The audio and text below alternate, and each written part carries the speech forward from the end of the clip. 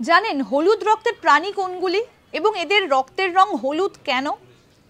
আমরা সবাই জানি যে চিংড়ির রক্তের রং নীল, কারণ সেখানে হিমোগ্লোবিনের পরিবর্তে হিমোসায়ানিন থাকে। কিন্তু হলুদ রক্তের প্রাণী এও কি সম্ভব? সত্যিই সম্ভব, কারণ এই পৃথিবীতে বেশ কিছু জলজ প্রাণী রয়েছে যাদের রক্তের রং হলুদ।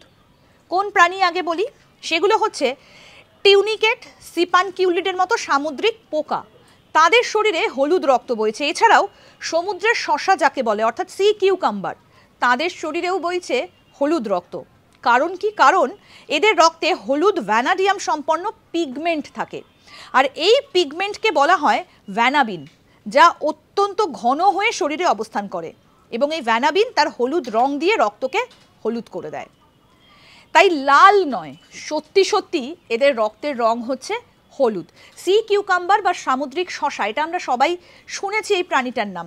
আদতে কিন্তু এটা একটা প্রাণী, এটা মোটেই আমাদের খাবার শসা নয়। এর রক্তের রং হচ্ছে হলুদ। দেখতে থাকুন আজ তাক বাংলার ইউটিউব চ্যানেল, সাবস্ক্রাইব করুন।